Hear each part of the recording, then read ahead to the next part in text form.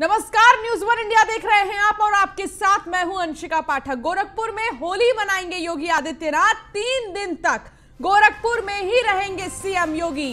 गोरक्षनाथ पीठ में होली मनाएंगे योगी आदित्यनाथ।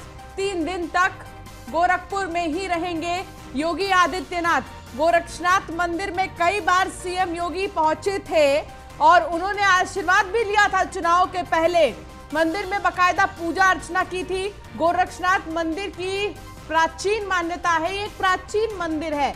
यहाँ पर जो भी मनोकामनाएं लेकर आता है अपनी, वो जरूर पूरी होती है। और सीएम योगी भी गोरक्षनाथ पीठ में ही होली मनाएंगे, इसको लेकर तैयारियां तेज हैं। यूपी में पुलिस कर्मियों की छुट्टियां हुई रद्द। डीजीपी ने जारी किए हैं आदेश। आगामी त्योहारों को देखते हुए फैसला लिया गया है। 16 मार्च से 20 मार्च तक छुट्टियां रद्द रहेंगी, कोई भी छुट्टी नहीं होगी। डीजीपी ने आदेश जारी किया है और उसमें यह बकायदा लिखा गया है कि 20 मार्च तक कोई छुट्टी नहीं। आगामी त्योहारों को देखते हुए यह महत्वपूर्ण फैसला लिया गया है ताकि जो राज्य की व्यवस्था है वो ठीक रहे और पुलिस प्रशासन भी एक्टिव रहे। 16 मार्च से 20 मार्च तक कोई छुट्टी नहीं। डीजीपी ने आदेश जारी कर दिए हैं और साथ ही बोला है कि पुलिस प्रशासन अलर्ट रहे। हिजाब विवाद को लेकर कर्नाटक हाईकोर्ट ने उस याचिका को खारिज कर दिया जिसमें मुस्लिम छात्राओं ने स्कूल में हिजाब पहनकर जाने की इजाजत मांगी थी। कोर्ट ने कहा कि हिजाब को धर्म से जोड़कर नहीं देखा जा सकता, ड्रेस कोड का पालन करना ही होगा। देखिए रिपोर्ट।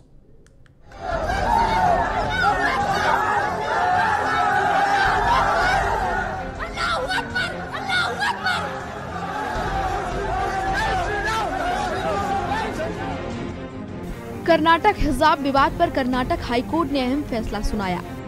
हाईकोर्ट ने स्कूल कॉलेजों में हिजाब बैन के फैसले को चुनौती देने वाली याचिकाओं को खारिज कर दिया। कोर्ट ने अपने फैसले में कहा कि हिजाब पहनना इस्लाम की अनिवार्य प्रथा का हिस्सा नहीं है। कर्नाटक हाईकोर्ट में उडुपी की लड़कियों ने याचिका दायर कर स्कूल में हिजाब पहनने की इजाजत की मांग की थी। कोर्ट ने छात्राओं की याचिका को खारिज करते हुए कहा कि छात्र स्कूल में ड्रेस पहनने से इनकार नहीं कर सकते। वहीं कोर्ट के इस फैसले का बीजेपी नेता प्रहलाद जोशी ने स्वागत किया है। हाईकोर्ट का इस निर्णय का मैं स्वागत करता हूं। मैं सभी संबंधित लोगों से अपील करता हूं कि अभी देश और राज्य आगे बढ़ना है। ये संकुचित चीजों में हम नहीं पड़ना है। जो हाईकोर्ट का निर्णय है सबको पालन करके एक शांति का माहौल बना के रखना है। और जो छात्र जो है उनका मूलभूत काम है अध्ययन करना, ज्ञानार्जन करना, यही काम है। इसलिए सब छोड़ के अच्छे एक माहौल में, न हिंदू न मुस्लिम न कोई जातिवाद नहीं है, कुछ नहीं है। तो चलिए आपको बताते हैं किन सवालों के आधार पर कोर्ट ने अपना फैसला सुनाया। हिजाब विवाद पर कोर्ट का फैसला। क्या हिजाब पहनना इस्लाम की अनिवार्य प्रथा का हिस्सा है? हाईकोर्ट ने कहा हिजाब पहनना इस्लाम की अनिवार्य प्रथा का हिस्सा नहीं है। क्या यूनिफॉर्म पहनने से इनकार करना प्रिस्क्रिप्शन अधिकारों का उल्लंघन है? कोर्ट ने कहा स्कूल यूनिफॉर्म का प्रिस्क्रिप्शन एक उचित प्रतिबंध है जिस पर छात्र आपत्ति नहीं कर सकता है। क्या 5 फरवरी का राज्य सरकार का फैसला अक्षम और स्पष्ट रूप से मनमाना है और अनुच्छेद 14 और 15 का उल्लंघन करता है? कोर्ट ने माना कि सरकार के पास 5 फरवरी का शासनादेश जारी करने का अधिकार है, इसे अमान्य करने का कोई मामला नहीं बनता। याचिकाकर्ता ऐसा कुछ तथ्य पेश नहीं कर पाए कि सरकार ने फैसला मनमाने ढंग से लागू किया। क्या कॉलेज प्रशासन के खिलाफ अनुशासनात्मक जांच के आदेश देने का कोई मामला बनता है? कोर्ट ने कहा कि नहीं, ऐसा कोई मामला नहीं बनता। आज हाई कोर्ट का फैसला आया है और मैं यही बात कहूँगी सभी पढ़ा लिखा वर्ग है जो इसके साथ चल रहा है, जिसको हम कहते हैं स्टूडेंट, कॉलेज, ज्ञान का मंदिर, जहाँ से हमें ज्ञान मिलता है। तो आज हम सबको हाई कोर्ट को जिसे कहते हैं कि जो उसने फैसला दिया, हम सब कहते हैं उसको हम मानेंगे। आज उन्होंने कहा है कि हिजाब एक धर्म की अनिवार्यता नहीं है, उसके साथ जुड़ा हुआ नहीं है। तो हम लोग वहाँ पर पढ़ाई करने जा रहे हैं, ज्ञान लेने जा रहे हैं। आओ अपने उस लक्ष्य को हासिल करो जिसके लिए उस कॉलेज में आप गए हो। कर्नाटक में हिजाब को लेकर विवाद की शुरुआत जनवरी में हुई थी। यहाँ उडुपी के एक सरकारी कॉलेज में 6 छात्राओं ने हिजाब पहनकर कॉलेज में एंट्री ली थी। कॉलेज प्रशासन ने छात्राओं को हिजाब पहनने के लिए मना किया था, लेकिन वे फिर भी पहनकर आ गई। इसके बाद लड़कियों ने कॉलेज प्रशासन के खिलाफ विरोध प्रदर्शन किया। इसके बाद कर्नाटक से लेकर पूरे देश भर में हिजाब को लेकर विवाद शुरू हुआ। स्कूलों में हिजाब के समर्थन में और विरोध में प्रदर्शन किए गए। यहाँ तक कि मामला सड़क से सुप्रीम कोर्ट तक पहुँच गया। अब हाई कोर्ट के फैसले से पहले राज्य भर में कड़ी सुरक्षा के इंतजाम किए गए हैं। कर्नाटक के कई जिलों में धारा 144 लागू कर दी गई है। Bureau report, news 1 India.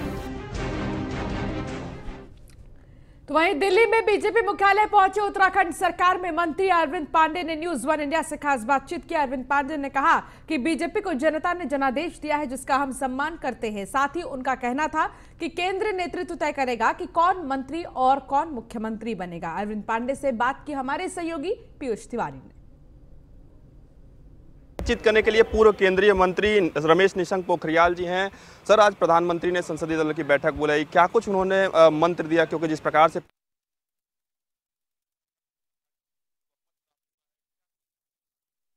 जनादेश दिया उत्तराखंड में, किस प्रकार से देखते हैं?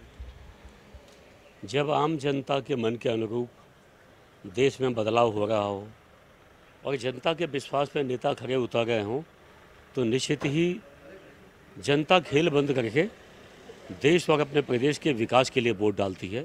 और उसी कड़ी में आज उत्तराखंड की जनता ने डबल इंजन को स्वीकार किया है। डबल इंजन पर वोट डालकर उसको स्वीकार करते हुए भारतीय जनता पार्टी की सरकार दोबारा बनाने का काम किया है।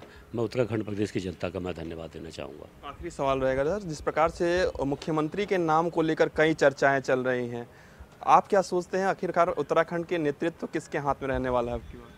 भारतीय जनता पार्टी के हाथ में नेतृत्व रहने वाला है। और हमारा जो केंद्रीय नेतृत्व है, ये जो तय करेगा हमारे यहाँ मुख्यमंत्री कौन बनेगा, मंत्री कौन बनेगा, टिकट किसको मिलेगा, किसको नहीं मिलेगा, ये हमारा केंद्रीय नेतृत्व तय करता है। और जो निर्देश होगा उसका हम पालन करेंगे। धन्यवाद सर। तो ये थे हमारे साथ अरविंद पांडे जी, जिनका साफ तौर पे कहना है कि ये केंद्रीय नेतृत्व तय करेगा कि कौन मंत्री बनेगा, कौन मुख्यमंत्री बनेगा। और जो बैठक है वो चल रही है। वीडियो जर्नलिस्ट नयन गोसाई के साथ पीयूष तिवारी, नई दिल्ली। उत्तराखंड के पूर्व सीएम निशंक ने न्यूज़ 1 इंडिया से खास बातचीत की। रमेश पोखरियाल निशंक ने कहा, उत्तराखंड में बीजेपी को प्रचंड बहुमत मिली है। प्रधानमंत्री नरेंद्र मोदी जी की नीतियां जनता को पसंद आई। सुनिए क्या कुछ कहा रमेश पोखरियाल निशंक ने हमारे संवाददाता पीयूष तिवारी से।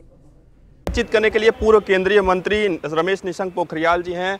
सर, आज प्रधानमंत्री ने संसदीय दल की बैठक बुलाई, क्या कुछ उन्होंने मंत्र दिया? क्योंकि जिस प्रकार से 4 राज्यों में किसी भारतीय जनता पार्टी को पूर्ण बहुमत प्राप्त हुआ है, क्या कुछ कहा उन्होंने? देखिए, यदि इस चुनाव को आप देखेंगे तो कई दृष्टि से ये देश को एक नई दिशा देने वाला चुनाव हुआ है।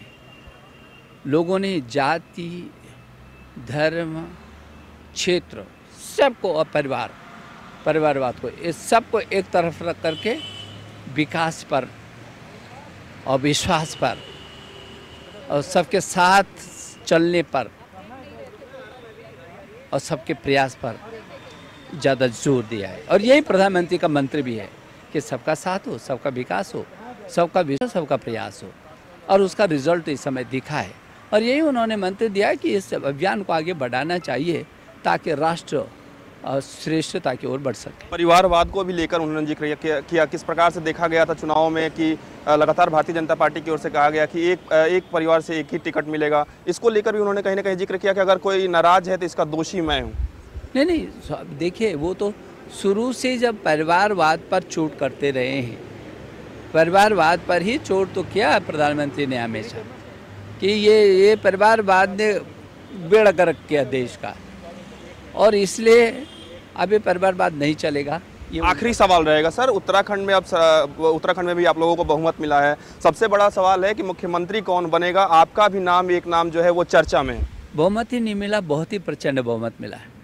और हमने मिथक को तोड़ा है कि एक बार कांग्रेस, एक बार बीजेपी, एक बार फिर कांग्रेस। इस मिथक को इस समय तोड़ा है।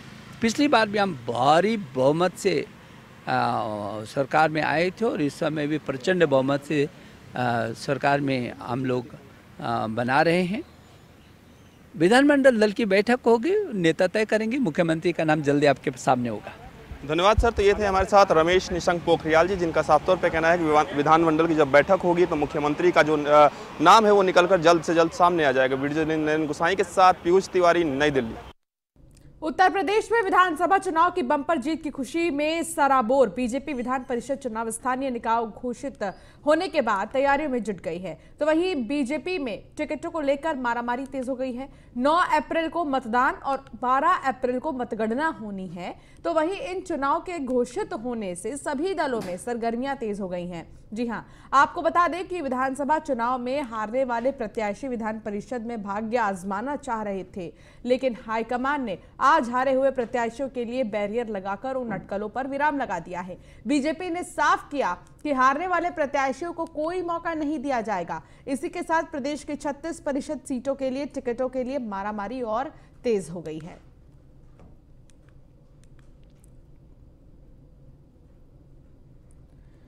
आगरा के एसएन मेडिकल कॉलेज में आग लगने से हड़कंप मच गया। सुपर स्पेशलिटी ब्लॉक में धुआं भर गया। इसके बाद अस्पताल में भर्ती मरीजों को बाहर निकाला गया। फिलहाल मरीजों को बाहर सड़क पर लेटाया गया है। जिलाधिकारी समेत आला अधिकारी मौके पर पहुंच गए हैं। मरीजों और तीमारदारों में हड़कंप मचा हुआ है। वहीं घटना की सूचना मिलते ही फायर ब्रिगेड और पुलिस मौके पर पहुंच गई। मरीजों को बाहर निकालने का काम किया जा रहा है।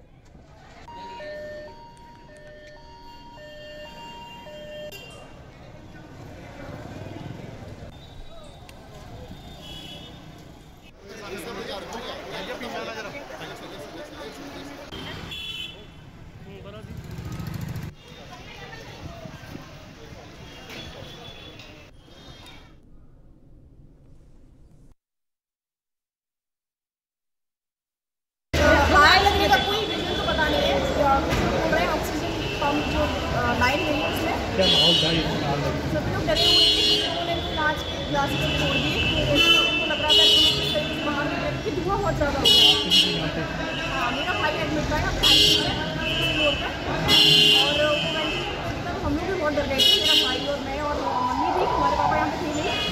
उसके बाद में हम लोग डॉक्टर से बोला कि सारे पेशेंट कैसे पीछे लेकर जाए।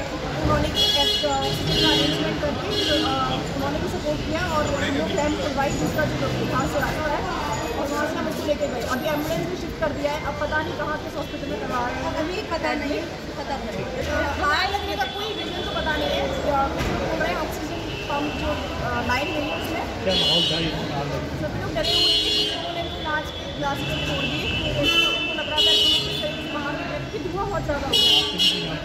हाँ, मेरा भाई एडमिट था फ्लोर पर और हम लोग भी बहुत डर गए थे। मेरा भाई और मैं और मम्मी भी, हमारे पापा यहाँ पे थे नहीं। उसके बाद में हम लोग डॉक्टर से बोला कि सारे पेशेंट कैसे पीछे लेकर जाए। उन्होंने अरेंजमेंट करके उन्होंने भी सपोर्ट किया और हम लोग कैंप खुलवाई जिसका जो वहाँ से आता है और वहाँ से हम उसको लेके गए। अभी एम्बुलेंस भी शिफ्ट कर दिया है। अब पता नहीं कहाँ किस हॉस्पिटल में करवा रहे हैं, अभी पता नहीं एसएन मेडिकल कॉलेज की सर्जरी एलाइड बिल्डिंग के बेसमेंट में जो है कूड़ा पड़ा हुआ था जिसमें आग लगी और वो उसका धुआं जो उठा वो डेक के थ्रू ऊपर के फ्लोरों पे पहुंच गया था, जिससे पब्लिक को पैनिक हो गया और लोग भागने लगे। कितने मरीज करीब थे? संभवतः 50 के करीब मरीज रहे।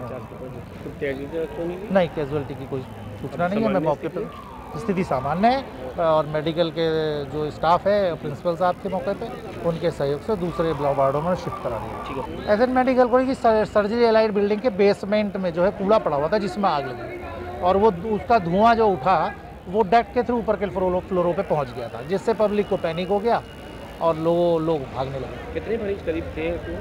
संभवतः 50 के करीब मरीज रहे। नहीं, कैजुअलिटी की कोई सूचना नहीं है। मैं मौके पर स्थिति सामान्य है और मेडिकल के जो स्टाफ है प्रिंसिपल साहब के मौके पे उनके सहयोग से दूसरे वार्डों में शिफ्ट करा दिया। एसएन मेडिकल कॉलेज हरदोई में आपसी विवाद की सूचना पर पहुंची डायल 112 पर तैनात पुलिसकर्मियों से दबंगों की भिड़ंत हो गई है, जिसमें एक पुलिसकर्मी की वर्दी फाड़ दी गई। इतना ही नहीं, पुलिसकर्मियों के साथ मारपीट भी की गई। तो वहीं सूचना के बाद मौके पर पहुंची पुलिस ने 2 लोगों को गिरफ्तार किया है। तो वहीं मौके पर पुलिस बल तैनात है।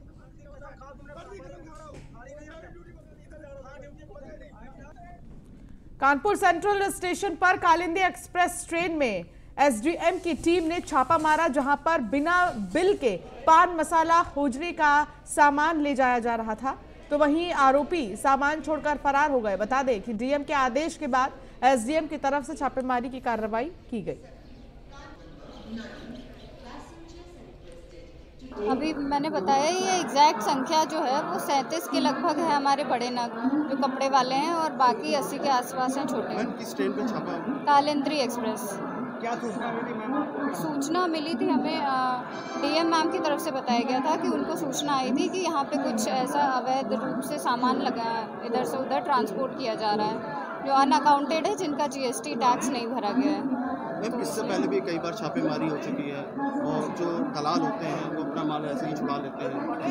नहीं, इस बार हमने सब तैयारी के साथ आए हैं। सारे जीएसटी के ऑफिसर्स हैं हमारे पास, जॉइंट कमिश्नर्स हैं, एडिशनल असिस्टेंट कमिश्नर्स हैं और ग्रेड 1 के भी ऑफिसर्स हैं, उनको भी सूचना दे दी गई है। रेलवे के भी सारे अधिकारी हैं जिनको पता है यहाँ पे, तो इसमें इस बार ऐसा कुछ नहीं होगा। अभी मैंने संभल के बहजोई कोतवाली के कस्बा स्थित शिव हेल्थ केयर अस्पताल में प्रसव के दौरान प्रसूता की मौत के मामले को लेकर परिजनों ने देर रात तक अस्पताल में झोलाझाप डॉक्टर के खिलाफ जमकर विरोध प्रदर्शन किया है। अस्पताल समेत स्टाफ ने महिला के पति और देवर के साथ मारपीट भी की है। फिलहाल अस्पताल में परिजनों के साथ मारपीट का वीडियो सोशल मीडिया पर वायरल हो रहा है।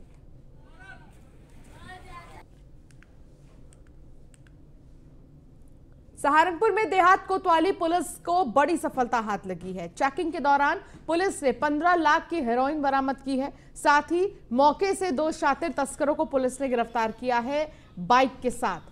पुलिस दोनों को जेल भेजने में जुटी हुई है। तो 2 आरोपी मिले हैं, बाइक के साथ पुलिस ने इन्हें गिरफ्तार किया है और साथ ही आगे पुलिस की तरफ से जांच पड़ताल जारी है।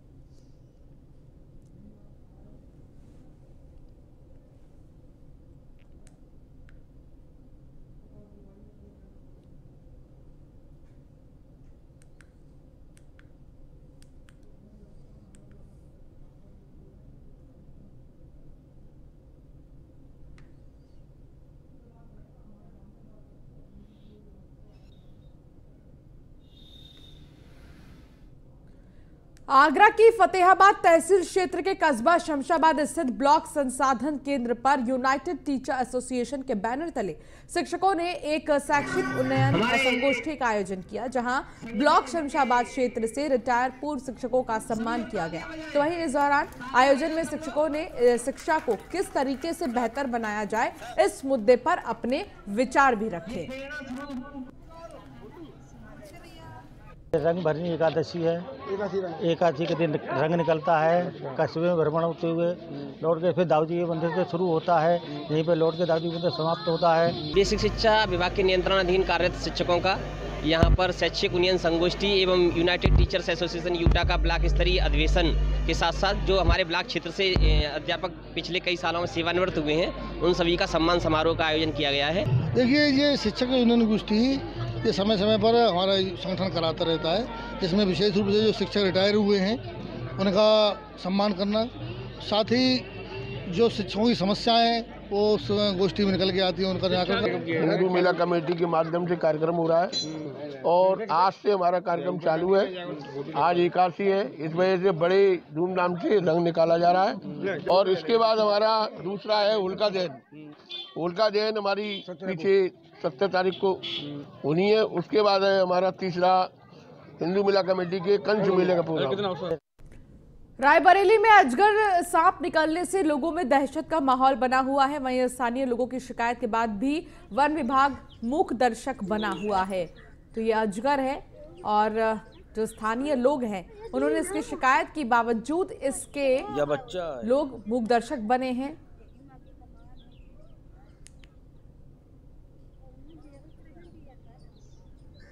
नोएडा में एक 7 साल की बच्ची का अपहरण का मामला सामने आया था, जिसके बाद में 24 घंटे में नोएडा पुलिस ने अपहरण का खुलासा करते हुए बच्ची को सकुशल बरामद किया है। तो वहीं पुलिस के मुताबिक बताया जा रहा है मोहल्ले में रहने वाले 2 युवकों ने अपहरण की घटना को अंजाम दिया है। फिलहाल पुलिस आरोपी युवकों से पूछताछ कर रही है। तो 24 घंटे में ही पुलिस ने इस मामले को सुलझा लिया। प्रयागराज में लव जिहाद का मामला सामने आया है, जहां पर सामाजिक कार्यकर्ता मनोज दुबे ने संदिग्ध दिख रही नाबालिग लड़की को मुस्लिम लड़के के साथ पकड़ा है, जिससे सिविल लाइंस थाने में पुलिस पूछताछ कर रही है। मनोज दुबे की माने तो पकड़े गए युवक ने अपना नाम आसिफ और रहीम नगर लखनऊ का रहने वाला बताया है, जबकि उसकी आईडी मुंबई महाराष्ट्र की निकली और बाद में लड़का पता बदलकर अपने आप को आजमगढ़ का निवासी बताया। तो वही पूछताछ करने और मोबाइल नंबर मांगने पर उसने बताया कि प्रतापगढ़ में मेरा मोबाइल किसी ने चोरी कर लिया और बैग भी चोरी कर लिया है। इसके साथ ही मार से बचने के लिए उन्होंने उसे सिविल लाइन थाने पहुंचाया। थाने पहुंचने के बाद लड़के ने अपना बयान बदल दिया और कहा कि कुछ लोग मुझे मारे भी हैं और रात में 11 बजे जिस व्यक्ति ने मुझे पकड़ा था वो मेरा 5-6 हज़ार रुपए ले लिया और मेरा मोबाइल भी छीन लिया गया है। लोगों से क्या कहा था? उत्तर प्रदेश में बीजेपी सरकार की वापसी के बाद बुलडोजर फिर से चलने लगा है। इस बार मेरठ में बुलडोजर चला है। मेरठ पुलिस ने आज पुलिस कस्टडी से फरार 2.5 लाख के इनामी बदन सिंह बद्दो और उसके सहयोगी के अवैध मार्केट और फैक्ट्री पर पुलिस ने कार्रवाई करते हुए जमीन को कब्जा मुक्त कराया है। तो तस्वीर आपको दिखा रहे हैं जहां आज बुलडोजर चला है। बुलडोजर का जिक्र बहुत हुआ है चुनाव के दौरान और अब कार्रवाई की गई है माफियाओं के ठिकानों पर और कब्जा मुक्त किया गया है।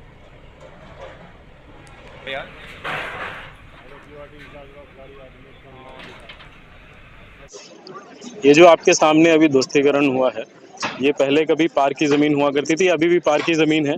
इसमें धीरे धीरे भूमाफियाओं ने कब्जा करके और इसमें जो सबसे बड़े भूमाफिया आपके मेरठ के बदन सिंह बद्दो और उनके सहयोगी उन्होंने कब्जा किया हुआ था और उसी में एक रेणु गुप्ता के नाम से इन्होंने यहाँ पे ये बिल्डिंग बना रखी थी, जिसका एमडी ने पूरे लीगल प्रावधानों का पालन करते हुए ध्वस्तीकरण का आदेश दिया और इसका ध्वस्तीकरण आज हुआ। ये जो आपके सामने अभी ध्वस्तीकरण हुआ है। बरेली में टीचर पर छेड़छाड़ का गंभीर आरोप लगा है, जिसके बाद गुस्साए परिजनों ने कोचिंग संचालक शिक्षक की जमकर पिटाई की, साथ ही विरोध में शहर में जुलूस निकाला। तो वहीं टीचर को जूते चप्पल से पीटने का सोशल मीडिया पर वीडियो वायरल हो रहा है। टीचर ने आरोपों से इनकार करते हुए कहा कि फीस माफ कराने को लेकर परिजन उसके ऊपर दबाव बना रहे थे। आरोपी के खिलाफ गंभीर धाराओं में मुकदमा दर्ज किया गया है। मामला फरीदपुर थाना क्षेत्र का बताया जा रहा है। गोंडा के नगर मजिस्ट्रेट कार्यालय में तैनात वरिष्ठ लिपिक संजय कुमार श्रीवास्तव का घूस लेते वीडियो सोशल मीडिया पर वायरल हो रहा है। मकान निर्माण नक्शा पास करने के नाम पर नगर मजिस्ट्रेट कार्यालय में तैनात बाबू ने घूस लिया। इससे पहले भी घूस लेने का ऑडियो वायरल हुआ था, लेकिन अधिकारियों की मिलीभगत के चलते भ्रष्ट बाबू के खिलाफ कार्रवाई नहीं की गई। मजिस्ट्रेट कार्यालय में वरिष्ठ लिपिक संजय कुमार श्रीवास्तव करीब पिछले 12 साल से तैनात हैं। बीजेपी की प्रचंड जीत और यूपी में डिप्टी सीएम के नाम को लेकर कयास और उत्तराखंड में मुख्यमंत्री के चेहरे को लेकर बीजेपी के राष्ट्रीय महासचिव सिटी रवि ने न्यूज़ 1 इंडिया से खास बातचीत की है।